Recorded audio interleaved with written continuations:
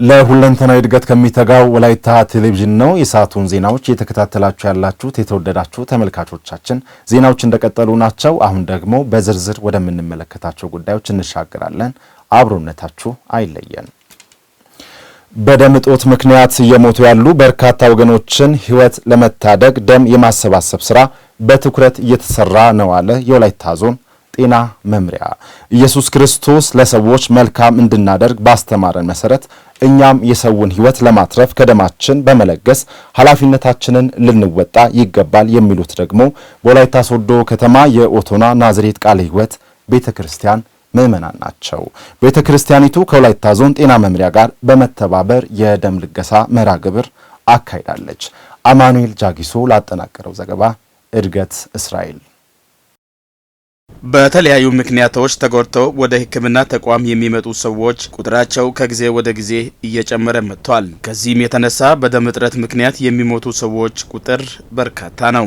ስለሆነም በደም እጦት ምክንያት አንድም ሰው እንዳይሞት የሰው ሕይወት ለማትረፍ በራሳቸው ፈቃድ ያለ ስስት ደም እየለገሱ መሆናቸውን የወላይታ ሶዶ ከተማ ኦቶና ናዝሬት ቃለ ሕይወት ቤተክርስቲያን ምዕመናን ገልጸዋል። በየቦታው አሁን ካለው ከተሽከርካሪ አደጋ ጋር ተያይዞ በተለያየ ቦታ ላይ በደም እጦት የሚቸገሩ ሰዎች ብዙ ከመሆናቸው አንፃር እኔ የሚሰጠው ደም ለዛ ለሁሉ ባይደርስ እንኳን ለአንዱ ለችግሩ መድረሻ የሚሆን ስለሆነ ትልቅ ዋጋ አለው ብዬ አስባለሁ። በቅዱሱ ደሙ እኔን ኃጢአተኛውን እንዳዳነ የኔም ደም ደግሞ የሚጠፋውን ከሞት ለማዳን ትልቅ ሆኖ ስለታየኝ ደም ለመለገስ ፍቃደኛ ሆኜ ወደዚህ ስፍራ መጥቻለሁ። በደም እጥረት ለሚሞቱ እናቶች ደም እያለን እኛ ደግሞ ተሸክመን እነሱ በአይናችን እያየን ከሚሞቱ ደም ያስፈልጋቸዋል። ስለዚህ ይህንን ደም ለመስጠት ፍቃደኛ ሆኜ ነው መጣው።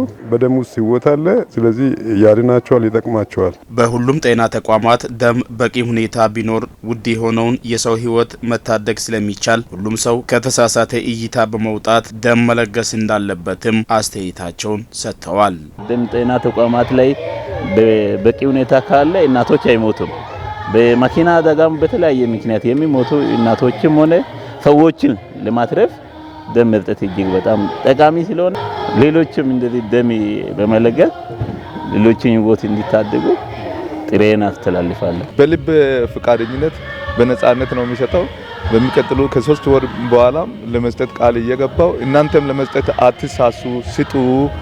አንድ ሰው ብቻ አንድ ሰው ታድናላችሁ። በመጽሐፍ ቅዱስ በጎ ተግባር ከሚባለው በጎ ሕሊና ይኑሪ፣ በጎ ተግባር ይኑሪ ተብሎ ከተጠቀሰው አንዱ ስለሆነ ይህንን በጎ አገልግሎት ደም ብለግስ መልካም ነው። በሆስፒታሎች በቂ ደም ባለመኖሩ ምክንያት መትረፍ እየቻሉ የሚሞቱ ሰዎች ሕይወት ለመታደግ ደም የማሰባሰብ ስራ በትኩረት እየተሰራ እንደሆነ የተገለጸ ሲሆን ኢየሱስ ክርስቶስ ለእኛ ንጹህ ደም በመለገስ ሕይወታችንን እንደታደገው እኛም የሰው ሕይወት ለማትረፍ ከደማችን በማካፈል ኃላፊነታችን ልንወጣ ይገባል ይላሉ። ደም መለገስ ክርስቶስ ኢየሱስ ለኛ ንጹህን ኃጢአት የሌለበትን ደም ለኛ ለግሶልናል። እኛ ደግሞ ሟች የሆነን ሰዎች ጥቂት ጊዜ የምንኖር ሰዎች ከደማቸው በማካፈል በእኛ አገር አንድም ሰው ደም በማጣት እንዳይሞት ሁላችንም ብናገለግል እግዚአብሔር ይወደናል፣ ይባርከናል። በተለያዩ ቦታዎች ላይ ድንገተኛ የተሽከርካሪ አደጋ እየደረሰ ነው ያለው። በወሊድ ምክንያት ከባድ የደም መፍሰስ ሲያጋጥማቸው ከእጃችን የሚያመልጡ እናቶች ቁጥራቸው ቀላል የሚባል ነገር አይደለም። በጤና ችግር ምክንያት እንደተወለዱ ደም የሚያስፈልጋቸው ህፃናት አሉ። ለነዚህ በቂ የደም አቅርቦት በጤና ተቋማት ላይ የለም። ለነዚህ ነው ደም የማሰባሰብ ስራ እየሰራን ያለነውና እዚህ ጋር እየተካሄደ ያለው ኦቶና ናዝሬት ቃለ ሕይወት ቸርች ላይ እየተካሄደ ያለ የደም ልገሳ ፕሮግራም ነው። በነጻ ወስደን በነጻ ነው ለተጎጂዎች ደም የምንለግሰው። ሰውን የማዳን ስራ በንግግር ብቻ ሳይሆን በተግባር መፈጸም ስላለብን ሁሉም ሰው ደም የመለገስ ባህሉን ማሳደግ እንደሚገባ ነው የእምነት አባቶችና የዘርፉ ባለሙያዎች የሚያሳስቡት። ህዝባችንን የማዳንን ስራ በንግግር ብቻ ሳይሆን በተግባርም ጭምር መፈጸም ያለብን ስለሆነ በጣም ደስ ያለኝ እሰጣለሁ። ህዝቡም ደስ ያለ ነው የሰጠው። ከደማችሁ በማካፈል አንድ የሚሞተውን ሰው የማዳንን ስራ እንዲሰሩ መልእክተን አስተላልፋለሁ። ከዚህ በፊትም ያለው ችግር የግንዛቤ ችግር መሆኑን እኛም ተገንዝበናል። በሰፊው የግንዛቤ ማስጨበጫ ትምህርት መስጠታችን በጣም መነቃቃትን እንደ ወላይታ ዞን ፈጥሯል ማለት ፈልጋለሁ። እንደ ዞን በጤና ተቋማት የሚስተዋለውን የደም እጥረት ለመቀነስ በተለያዩ ጊዜያት ደም የመሰብሰብ ስራ በልዩ ትኩረት እየተሰራ ነው ተብሏል። የወላይታ ሶዶ ዩኒቨርሲቲ በግብርናው ክፍለ ኢኮኖሚ ችግር ፈቺ ምርምርና ጥናቶችን በማካሄድ የአርሶ አደሮች ኑሮ እንዲሻሻል እየሰራ እንደሚገኝ የዩኒቨርሲቲው ምርምርና ቴክኖሎጂ ሽግግር ምክትል ፕሬዝዳንት ዶክተር ዘውድነ ቶማስ ገለጹ። ዩኒቨርሲቲው ከወላይታና አጎራባች አካባቢዎች እየጠፋ ያለውን የእንሰት ተክል ለመታደግ በሰራው ስራ አስደሳች ውጤት መመዝገቡን የተናገሩት ደግሞ የዘርፉ ተመራማሪዎች ናቸው። ዝርዝሩ እንደሚከተለው ይቀርባል። በወላይታ ሕዝብ ዘንድ እንሰት የማይተክል አርሶ አደር ከሌሎች ጋር በእኩል አይታይም። ቤትም ቢሆን ከጓሮ እንሰት ከሌለ ግርማ ሞገስ የለውም ተብሎ ይታሰባል። ከዚያ የተነሳ የእንሰት ተክል ለአርሶ አደሮች ጥንካሬ ማሳያ ተደርጎም ይወሰዳል። ታዲያ ክረምት ሆነ በጋ ከአርሶ አደሮች ጓሮ የማይጠፋ ድርቅን የሚቋቋም የምግብ ሁሉ አውራ ተደርጎ የሚወሰደው እንሰት አሁን ላይ ከወላይታና አካባቢ ከጊዜ ወደ ጊዜ እየተመናመነ መምጣቱ ያሳሰበው የወላይታ ሶዶ ዩኒቨርሲቲ በጥናትና ምርምር አስደግፈው የእንሰት ዝርያ ማሻሻልና የማቆየት ስራ እየሰራ እንደሚገኝ የዘርፉ ተመራማሪዎች ተናግረዋል። ከአረካ እርሻ ምርምር ጋር ሀገር ደረጃ የወጡ 6 ምርጥ ዝርያዎች አሉ፣ የእንሰት ዝርያዎች አሉ። እነዚህ ድርቅ ይቋቋማሉ፣ በሽታ ይቋቋማሉ። ኦኬ እነኚህ ነው አሁን ወደ ገበሬው እያሰራጨን ያለው እኛ። አሁን ይሄ እንሰት ከኋላ ያለው እንሰት የምርጥ ዝርያዎች 6ቱ ናቸው እነኚህ እንሰቶች። ይሄ ነው ከዚህ እያባዛ ነው ወደ አርሶ አደሩ ደግሞ ለመውሰድ አሁን በዚህ መልክ ምርምሩን ጎን ለጎን እያካሄድን የሚቋቋምን አባስተን እያሰራጨን የእንሰት ሽፋንን ከፍ የማድረግ ስራ በዩኒቨርሲቲው እና በተመራማሪዎች እየተሰራ ይገኛል። በአሁኑ ሰዓት ዞን ውስጥ የነበሩ ከ10 ዓመት በፊትና ከ10 ዓመት ወዲህ ያሉት የእንሰት ዝርያዎችን የመለየት ስራ ሰርተናል። የዳሰሳ ጥናት ከ10 ዓመት ወዲህ ደግሞ የጠፉት የእንሰት ዝርያዎች በምን ምክንያት ጠፉ የሚለውንም ለይተናል። እነዛ የለየናቸውን ደግሞ ፕሮጀክት ኮምፖነንቱ ኮንዘርቬሽን ስራ እንስራ እንሰበስባቸው በሚል አላማ አጠቃላይ ከእንሰት ፖቴንሻል አካባቢ ከወላይታ ዞን ከተለያዩ ወረዳዎች የተለያዩ እንሰት ዝርያዎችን ሰብስበን አሁን የማቆያ ቦታ ነው። ይሄ ከወላይታ አካባቢ በተለያዩ ምክንያቶች እንሰት እየጠፋ ነው ያለው። ከዛ እንዲጠፋ ከሚያደርጉት ምክንያቶች አንዱ በሽታ ነው። አሁን እኛ እየሰራን ያለው ምርምር ምንድነው?